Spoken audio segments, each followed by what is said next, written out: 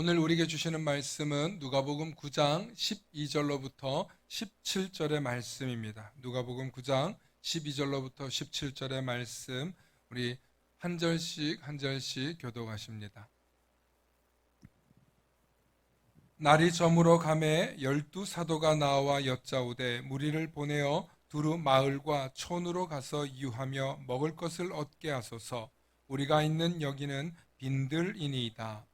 예수께서 이르시되 너희가 먹을 것을 주라 하시니 여짜오되 우리에게 떡 5개와 물고기 2마리밖에 없으니 이 모든 사람을 위하여 먹을 것을 사지 아니하고서는 할 수 없사옵나이다 하니 이는 남자가 한 5,000명 되밀어라.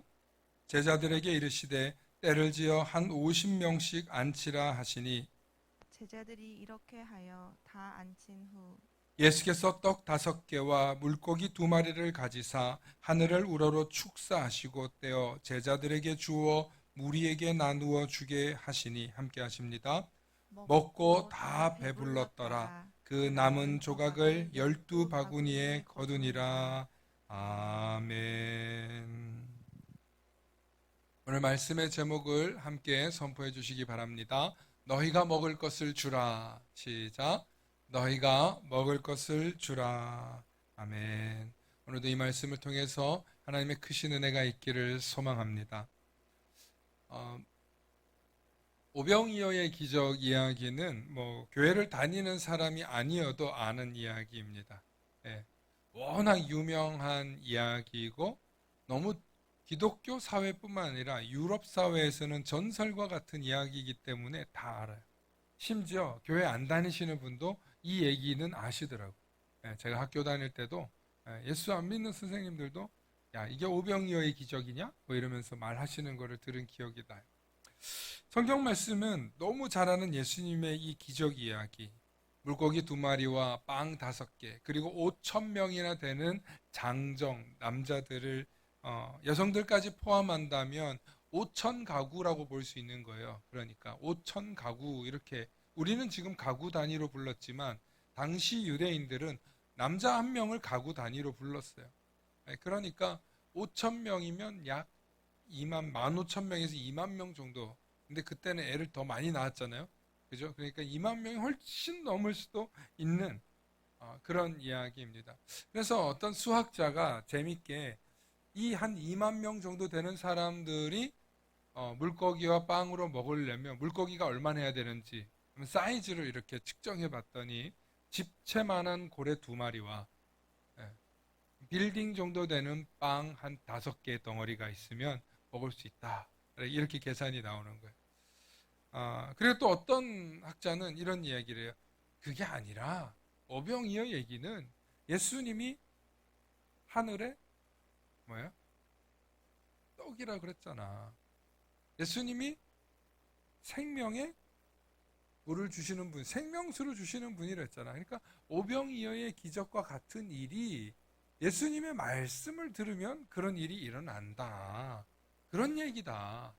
무슨 물리학적으로 일어나지 않는 그런 일들은 아니고 예수님이 생명의 말씀이고 생명의 떡이고 그래서 예수님의 주시는 그 생명수를 가지고 사람들이 이렇게 살았다. 그걸 좀 성경에서 뻥을 좀 친 거다.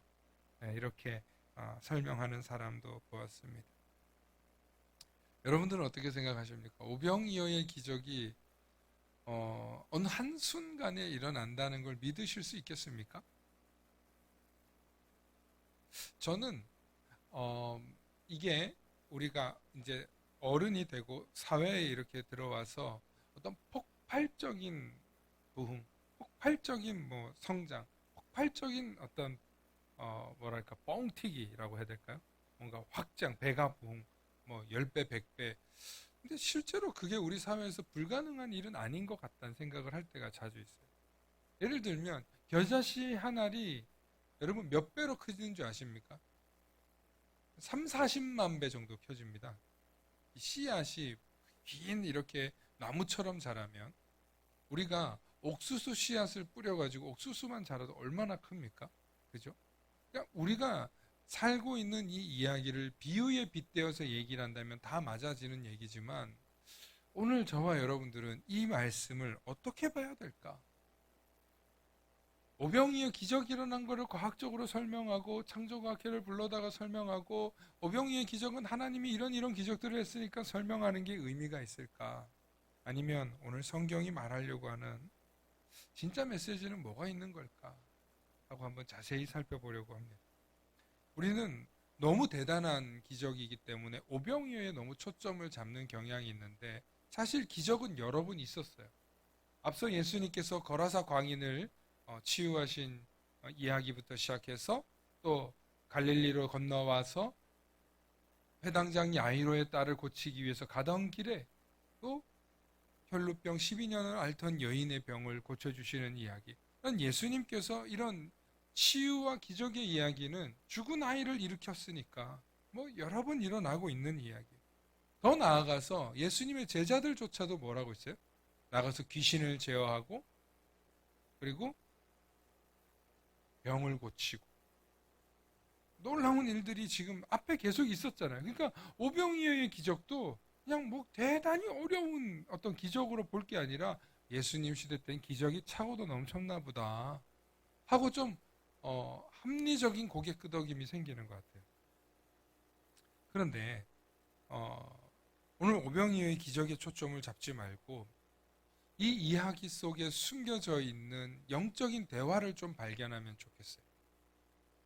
오늘 12절의 말씀에 보면 예수님과 제자들의 대화가 있는데요. 자, 이제 시간을 말해요. 날이 저물어 가매 12 제자도 아니에요. 12 사도가 나와 여짜오되. 예수님하고 어떤 대화를 하는 거예요, 이제. 그리고 무리를 보내어 제자들이 이제 의견을 내는 거예요. 12 사도가 무리를 보내어 두루 마을과 촌으로 가서 그러니까 마을과 부락으로 가서 사람들이 있는 곳에서 사 먹든지 뭐 유하든지 먹을 것을 얻게 보내소서. 저들이 지금 며칠째 계속 예수님하고 여기 있으니까 이제 배가 고플 거란 말이에요. 그러면서 제자들이 하는 말이 우리가 있는 여기는 빈들이니이다 하고 해는 저물었고 이제 배는 고프고 그리고 사람들은 많고 5천 명이나 되고 그리고 우리가 있는 여기는 빈들입니다. 제자들이 볼 때는 배고프고 굶주리는 이 많은 사람들을 통해서 예수님께서 뭔가 이렇게 책임지기에는 너무 부담스럽다고 판단했을 것 같아요. 그리고 자기들은 나름 합리적으로 생각해서 예수님께 자신들의 의견을 건의드렸던 것 같아요. 앞서 말씀드린 대로 5천 명이 아니라 아이 어른들까지 합치면 2만 명이 넘는 사람들이 여러분들 이 군집이 여러분들 갑자기 몰린다고 생각해 보세요. 뭐 축구 경기장이나 야구 경기장 하면 우리나라 최대 수용 인원이 뭐 4만 명인가 뭐 이 정도 된대요. 얼마나 많은지 몰라요. 그 많은 사람들이 응원하고 함성 소리만 들어도 여러분 얼마나 큽니까, 그죠? 그러니까 대단한 거예요. 그러니까 이 12사도와 예수님을 따르는 몇백 명의 무리로는 이 사람들 감당하기가 굉장히 부담스러웠을 수 있어요. 그렇잖아요. 아무리 주최 측이고 아무리 집행을 이끌어가는 사람들이지만 수많은 사람들이 벌떼처럼 달려들면 여러분 어쩌겠어요? 더군다나 지금 여기는 광야라 먹을 게 아무것도 없다는데 제자들은 분명히 합리적인 제안을 했던 것 같아요. 예수님. 그런데 이 합리적인 사도들, 제자들의 이야기를 들은 예수님께서 바로 그 다음에 뭐라고 말씀하십니까? 13절 봅니다. 13절 함께 읽습니다. 시작. 예수께서 이르시되 너희가 먹을 것을 주라 하시니. 여러분 제자들 얘기를 들었어요. 들었는데 예수님께서 듣고 한기로 흘리셨는지 전혀 말도 안 되는 얘기를 하는 거예요. 너희가 먹을 것을 주라 하는 거예요. 아니 없다니까요. 없어서 예수님한테 말씀해가지고 지금 마을로 보내자고 얘기를 한 건데 예수님은 너희가 먹을 것을 주라는 거예요.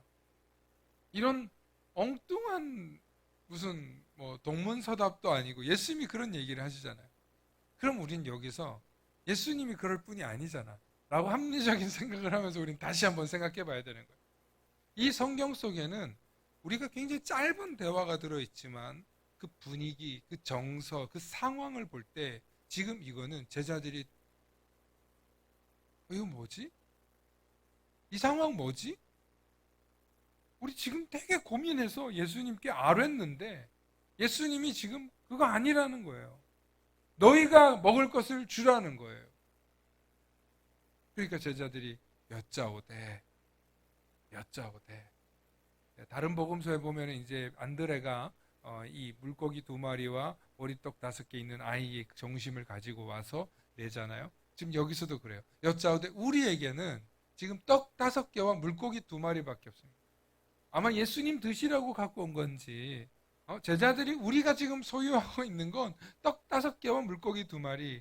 그러니까 그날 성인이나 좀 젊은이가 하루 정도 먹을 수 있는 양의 식사예요, 이게. 그때는 우리처럼 삼시세끼 다 먹고 살지 않았다니까. 기껏해야 2끼 먹었어요. 그러면 이 식사량밖에 없는데 이 모든 사람을 위하여 먹을 것을 사지 아니하고서는 할 수 없사옵나이다.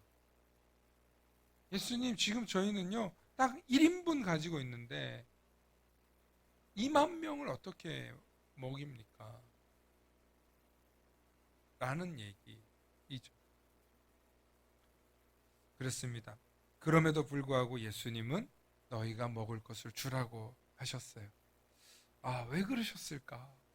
왜 그러셨을까? 이 말씀을 곰곰이 생각하면서 찾아보니까 제자들은 분명히 가진 것도 없고 대책도 없어요. 그래서 그들은 예수님께 이렇게 아뢰는데 예수님이 너희가 가서 먹을 것을 주라고 하니 여짜오되 우린 이거밖에 없는데 사람들을 보내서 먹게 하는 방법밖에 없는데 어떻게 예수님은 뻔히 알면서도 제자들에게 뻔히 아시면서도 너희가 먹을 것을 주라고 하신 걸까요? 이게 정말 중요한 포인트예요. 그래서 제가 계속 강조해요. 그러므로 예수님은 이 말씀을 가지고 제자들에게 가르치신 거예요. 그리고 그냥 사람들 둘러 앉으라고 해서 축사하시고 먹이시지만 예수님은 이 말씀을 나중에 제자들이 기억나게 분명히 하셨을 것이고 예수님 이 말씀을 통해서 예수님이 제자들에게 의도한 바가 분명히 있으셨다는 거예요. 자, 우리 한번 좀 생각해 봤으면 좋겠어요. 제자들은 지금 자신들의 위치와 상태가 어디라고 얘기했어요? 빈들이라고 얘기했어요. 예수님의 말씀을 가지고 제가 이렇게 묵상하는데 예수님 이거 정말 우리가 이렇게 사는구나. 지금 제 상황 보는 거예요. 예수님은 제자들에게 빈들에 갇혀서 살지 말라는 거예요.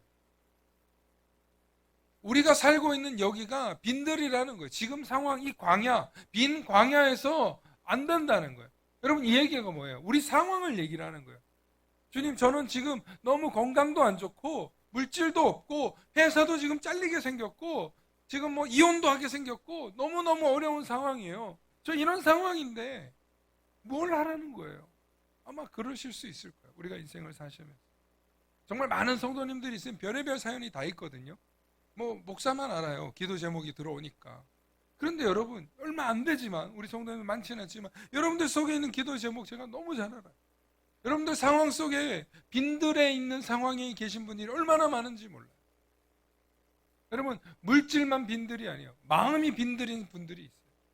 육신이 빈들이신 분들이 있어요. 지금 자신의 상황이 빈들인 분들이 있어요.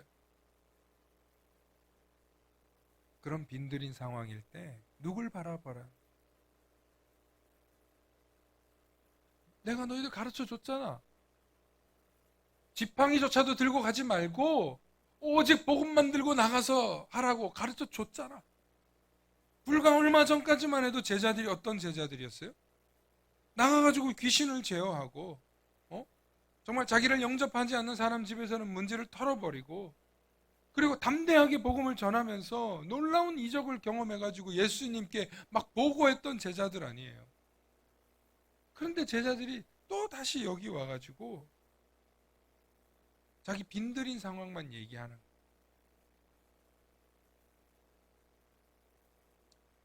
여러분, 사랑하는 성도 여러분, 우리가 현실을 바라보면 좌절합니다.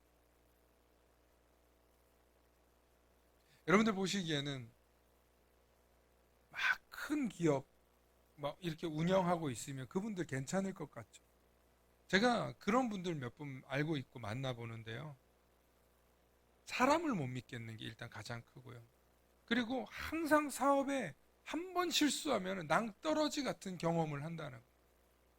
그러니까 내가 한 번 실수하면 내 가정 혼자만 문제가 되는 게 아니라 수십 명이 한순간에 직장을 잃고 가정이 어려워지는 거예요. 물론 뭐 사장이 거기까지 책임질 필요는 없지만 자기가 잘못하면 그렇게 된다는 거예요. 그러니까 선택 하나하나가 얼마나 힘든지 몰라요. 어떤 결정을 내려야 될지 때로는 정말 분간이 안 될 때가 있다는 거예요. 여러분 아무리 돈을 많이 가지고 있고 아무리 성공한 사람 같아도 항상 영적인 빈들이 그들을 공격. 여러분 우리가 사회에서 수많은 사람들 가운데 도마 위에 오르는 분들 많잖아요. 뭐 돈이 없어서 도마 위에 오릅니까? 또 그분들이 어려움 당해서 무슨 생을 갑자기 마감하고 이런 일들이 왜 일어납니까? 그 영혼이 지금 빈들인 상태이기 때문에. 우리가 현실만 바라보면요. 그 현실에 묶여서 정말 별것도 아닌데 정말 그 현실이 사실은 지나고 보면 우리 그런 말씀 하잖아요. 너무 고난 속에 있으면 이 또한 지나가리라. 지나갈 거 알면서도 거기에 묶여가지고 막 주저앉아가지고 울고 괴로워하고 어쩔 줄 몰라 하고. 인도에서 코끼리를 키우는 방법이 있는데 아주 어릴 때 코끼리를 지가 못 움직일 정도의 밧줄에 묶어놓으면 거기 계속 묶어놓는 거예요. 그걸 풀어놔줬다가 다시 집에 오면 묶어놓고 풀어놔줬다가 다시 집에 오면 묶어놓고. 그럼 얘가 엄청 커져서 이 밧줄 정도는 그냥 뒷발질로 하면 뜯어질 수 있는데도 그 묶어놓으면 얘가 움직여 안 움직여요? 안 움직인대요. 한번 들어보셨죠? 그러면 사람이 자기 현실에 그렇게 매여 있으면 코끼리 밧줄처럼 그렇게 붙잡혀 살아가는 거예요. 오늘을 살아가는 수많은 사람들에게 해주고 싶은 얘기가 뭐냐면 우리는 우리의 현실만 보며 내 한계를 정한다는 거예요. 많은 사람들이 왜 가난하게 살고 왜 어렵게 살고 왜 힘들게 사냐면 맨날 현실만 보면서 다음 단계로 못 나가겠다. 그리고 현실을 살면서 열심히 성실하게 꾸준히 살아가면은 다음 단계로 갈 수 있는데 이것도 했다가 저것도 했다가 이쪽에 좀 기울였다가 저쪽에 좀 기울였다가 성공할 수가 없는, 부자가 될 수도 없는, 늘 가난 쳇바퀴에서 도는 거예요. 저와 여러분들의 인생 가운데 빈들이 아닌 순간이 과연 몇 번이나 있어요. 그럼 우리는 평생을 광야예요, 사실. 결혼을 해도 사람의 외로움의 광야, 정신적 광야. 여러분, 내 아무리 좋은 부모, 훌륭한 부모 밑에 자라도요, 부모가 너무 훌륭하면 자식이 길을 못 피는 거 여러분 아세요? 1년 선배 중에 정말 훌륭한 아버지를 두신 형님이 계세요. 그 형님 목회를 하시는 목사님인데 아버님이 너무 훌륭하신 분이에요. 교수님이시고 또 정치인이시기도 하고 이런 분이죠. 아버지 기에 눌려가지고 항상 아버지 기에 눌려가지고 이 웅지를 못 피는 거예요. 과감하게 도전을 못하는 거예요. 혹시 또 아버지 이름에 누가 될까봐. 아무리 여러분 우리가 환경에 있어도 늘 우리의 상태는 빈들이에요. 그럼 이 빈들인 상태일 때 뭐 해야 되냐는 거예요. 빈들인 상태. 오늘도 주님을 바라보실 수 있기를 축원합니다. 그럼 주님이 보여주시잖아요. 이따가 말씀드리겠지만 주님이 그냥 분만하지 않고 보여주셔요. 하실 수 있는 게. 하나님 나라가 뭔지를 보여주세요. 자, 두 번째. 오늘 예수님께서 제자들에게 너희가 먹을 것을 주라는 메시지에는 제자들이 사도가 되기를 바라셨다는 거예요. 너는 사도 아니니? 너는 내 제자 아니니? 너는 목자 아니니? 지금 그 얘기예요. 여러분, 목자는 양을 먹여야죠. 푸른 풀밭 꼴이 있는 곳으로 가서 목자는 먹여야 되죠. 그런데 이 제자들이 주님한테만 매달리고 있는 거예요. 그럼 예수님이 그 얘기인 거예요. 나만 보지 말고 내가 얼마나 니네하고 함께 있겠냐. 너희도 먹일 생각을 해야지. 너희가 먹을 것을 주라는 거예요. 이 말씀은요. 놀랍게도 마태, 마가, 누가복음에 그대로 다 나와 있어요. 너희가 먹을 것을 주라. 제자들이 가슴 깊이 박힌 거예요. 그때 그 얘기가 우리 보고 우리가 기도하고 우리가 하나님께 매달리고 우리가 이 문제를 어떻게 해결할까 하나님하고 씨름했어야 될 문제였구나. 교회도요. 목회를 해보면 어떤 일을 맡기면요. 부목사든 전도사든 자기 일처럼 하는 목회자가 있어요. 그러면 담임 목사님이 정말 사랑해요. 담임 목사님. 저는 항상 갈 때마다 좀 그런 자세로 했어요. 그랬더니 주변의 부교육자들로 좀 사이는 불편했어요. 네가 담임 목사도 아닌데 왜 그렇게까지 하냐는 거예요. 근데 모르겠습니다. 저는 왜 그런 마음을 주시는지 모르겠는데 내게 맡겨진 이 아이들을 담임 목사님보다 내가 담임 목사라는 생각을 가지고 더 사랑하고 싶었어요. 근데 제가 너무 마음이 아프고 좀 일찍 개척에 대한 마음이 있었던 이유 중에 하나가 뭐냐면 어느 정도 부교육자로서 섬기고 나면 떠나줘야 돼. 교회를 위해서. 담임 목사님을 위해서. 떠나줘야 돼. 그게 교계 현실이에요. 그게 목회의 현실이에요. 그렇다고 얘기를 해요. 장로님들도 그렇고 목사님들도 그래요. 내가 어떻게 그걸 뛰어넘습니까? 다들 그렇다는데. 내가 정말 저는 그래서 정말 좀 오지랖도 넓고 조금 과해요. 그래서 어떤 면에서는 우리 성도의 집이 얼마나 앞으로 잘 될지에 대한 관심이 너무 많아요. 잘 되길 바랄 뿐만 아니라 앞으로도 계속 잘 되길 바라요. 그리고 그냥 잘 되는 수준이 아니라 내가 생각했던 것 이상의 잘 되는 것. 정말 자기가 이제까지 내가 이렇게까지 해서 될까 했는데 김태형 목사님을 만나서 정말 내 인생이 잘 되기를 바라는 그게 제가 바라는 욕심입니다.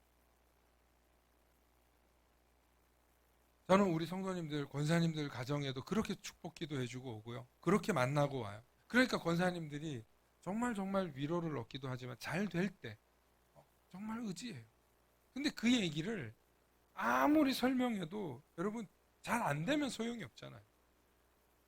잘 안 되면 의미가 없잖아요. 저는 정말 잘 되길 바라요. 그러니까 내 일처럼 생각해. 내 일처럼. 그게 목자 심정 아니에요. 오늘 예수님께서 제자들에게 너희가 사도라는 걸 잊어버리지 말아라. 네가 목자라는 사실을 잊어버리지 말아라.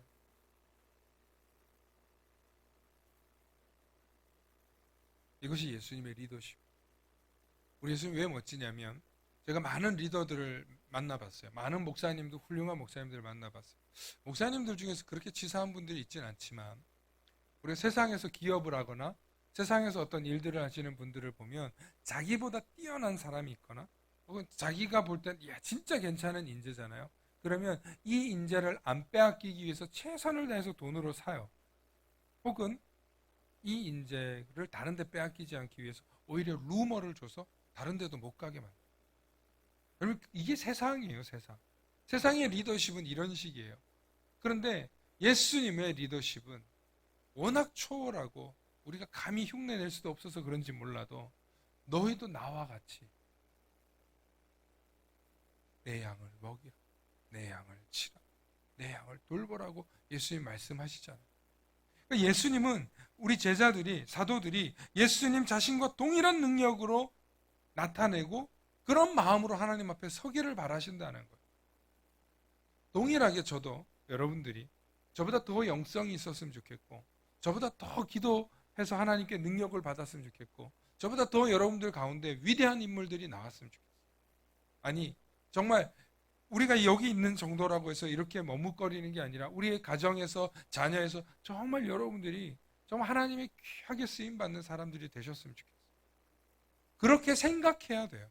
그렇게 가르쳐야 돼요. 그렇게 말씀해 줄 수 있고 그렇게 기도해야 돼요. 저는 이게 예수님의 영성이라고 생각하고 이게 예수님의 리더십이라고 생각해요. 여러분들이 세상에 나가서도 여러분들이 가르치는 학생, 여러분들이 하시는 사업, 여러분들이 하시는 그 일들에서 여러분 그런 마음으로 한번 해보세요. 그렇게 통 큰 마음으로 사람을 대하면 사람이 이 사람은 다르다. 이 나무는 틀리다. 그래서 그 나무 아래에 사람들이 쉬고 머물고 가는 것.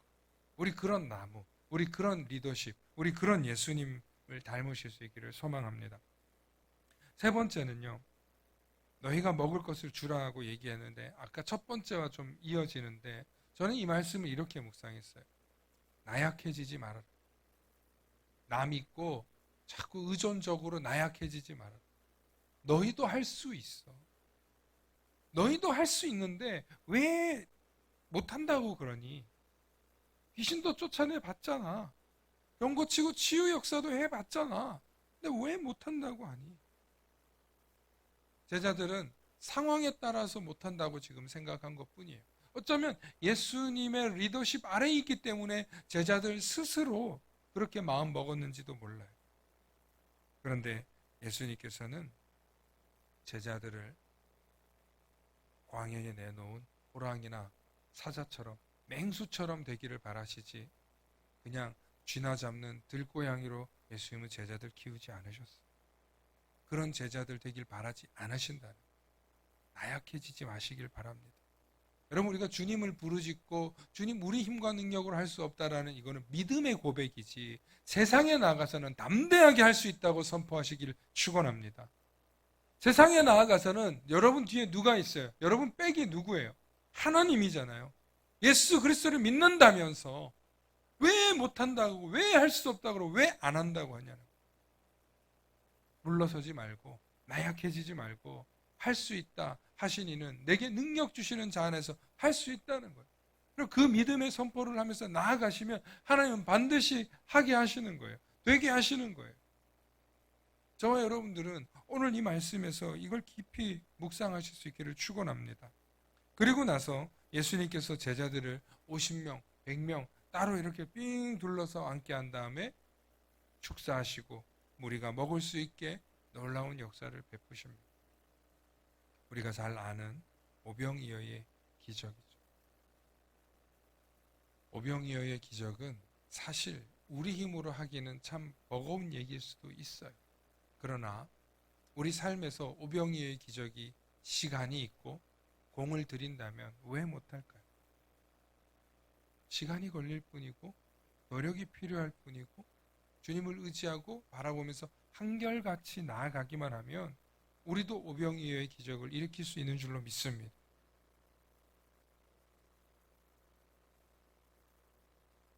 또한 오병이어의 기적을 신학자들 중에서는 이렇게 이야기하는 분이 있어요. 뭐냐면 모세의 광야 시절에 신발도 닳지 않고 옷도 해지지 않고 거기서 40년 동안 살았잖아요. 그러니까 40년 광야 만나와 메추라기를 먹고 낮에는 구름 기둥 불 기둥 온갖 장치들이 광야엔 다 있어요. 사실 광야의 그 기간을 신약 시대에 와서 보니까 야, 저게 하나님이 지키시는 하나님의 도성이고 하나님의 나라구나. 그런 하나님의 나라가 오늘 예수님을 통해서 이 수많은 사람들이 날이 저물어 배고픈 이때 어디 가서 그 2만 명이 갑자기 음식을 대라고 하면 어디서 되겠어요? 그런데 그 음식을 이 창조주의 스케일로 보여주시는, 할렐루야. 여러분, 제자들이 할 수 없을 만도 해요. 제자들이 감히 엄두도 못 낼 만도 해요.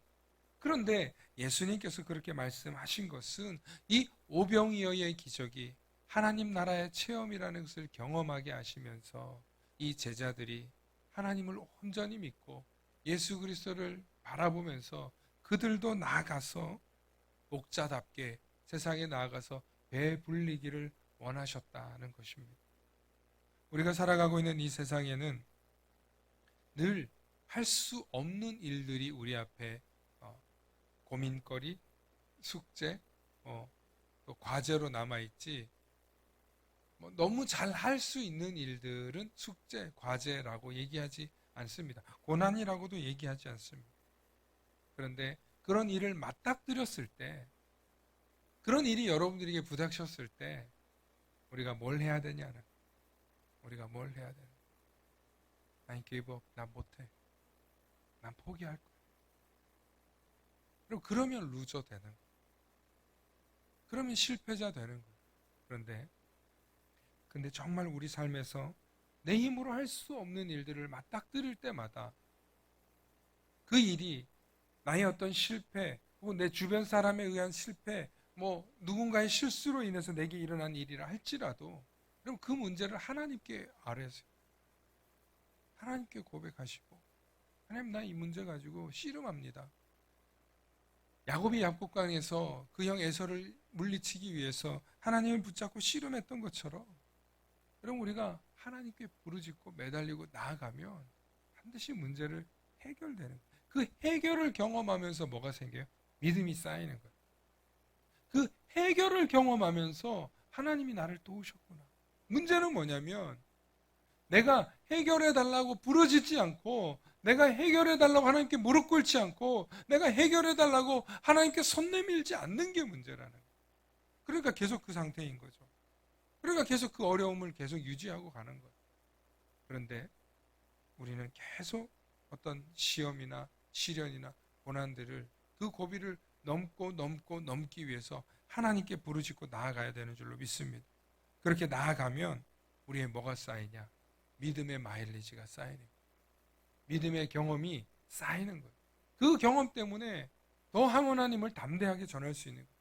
그 경험이 쌓여서 제자들도 나아가서 예수님께 보고 드렸던 거예요. 그런데 아직 제자들은 좀 그 경험이 약했던가 봐요. 아직은 제자들이 사도로서의 모습이 좀 약해요. 오늘 누가복음을 보면 누가복음에서도 이 제자들을 뭐라고 부르냐면 사도들이라고 표현을 써요. 제가 지난주에도 말씀드렸는데 이 사도들이라는 표현을 9장부터 다시 쓰기 시작했다는 거예요. 제자로서만 아니라 사도로서의 자각하라는 얘기. 오늘 저와 여러분들은 이 시대에 그리스도인이라고 고백합니다. 저와 여러분들은 이제 예수 그리스도를 믿고 구원받고 하나님의 자녀라고 담대하게 말하고 있어요. 그런데 우리는 이 세상에서 어떤 능력을 발휘하고 살고 계시나요? 정말 주님께서 저와 여러분들에게 주변에 가난한 사람들, 어려운 사람들, 고난받고 있는 사람들 있잖아요. 모르지 않잖아요. 그 사람들에게 주님이 말씀하세요. 네가 가서 먹을 것을 좀 줘. 너희가 가서 먹을 것을 주라. 그 말씀하시면 여러분 우리는 할 수 있잖아요. 사실. 우리 주변에 주님 우리를 목자로 세우길 원하시고 주님의 제자로 세우시길 원하고 주님 우리 한 사람 한 사람을 사도로 세우길 원하세요. 그렇기 때문에 우리가 이 시대를 살아가면서 우리 주변에 가난하고 어려운 사람이 우리 곁에 있으면 저 사람 때문에 너무 힘들어가 아니라 내가 저 사람이 정말 주님 나라 가는 그날까지 돌보고 먹이고 입히라는 내게 주신 양이구나. 내게 주신 십자가가 아니고 내가 돌봐야 할 양떼구나. 내 자녀만 양떼가 아니고 내 주변에 있는 연약하고 너무 힘든 그 사람에게도 여전히 먹을 것을 줄 수 있는 능력이 내게 있기 때문에 내가 돌보라는 양떼구나. 그 말씀으로 여러분들이 깨달으실 수 있기를 축원합니다. 우리 주변에는 우리가 목자 되어서 사랑하고 돌볼 사람들이 참 많이 있습니다.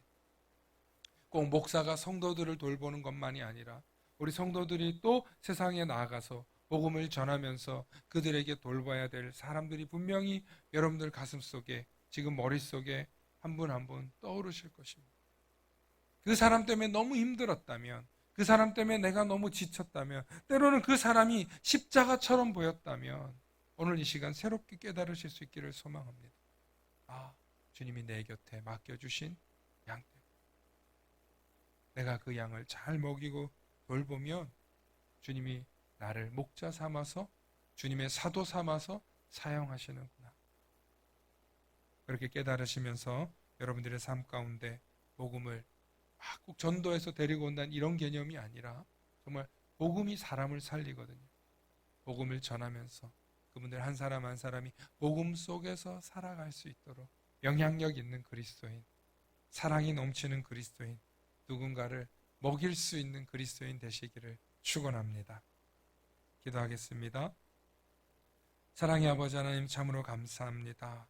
오늘 제자들을 바라보면서 깨닫는 것은 주님이 우리에게도 목자이신 것처럼 우리도 주님을 알지 못하고 주님의 말씀을 먹지 못해 또 혹은 예수 그리스도를 전혀 알지 못해서 세상에서 여전히 굶주리고 방황하고 가난한 백성들이 있다면 주님 그들에게 특히 내게 맡겨주신 그 양들을 돌보며 위해서 기도하며 먹이고 입힐 수 있는 믿음의 사람 되게 하여 주시옵소서. 주님의 사랑을 받는 사도로 살아가게 해 주시옵소서. 주님의 사랑을 받는 참 제자로 살아가게 하여 주시옵소서.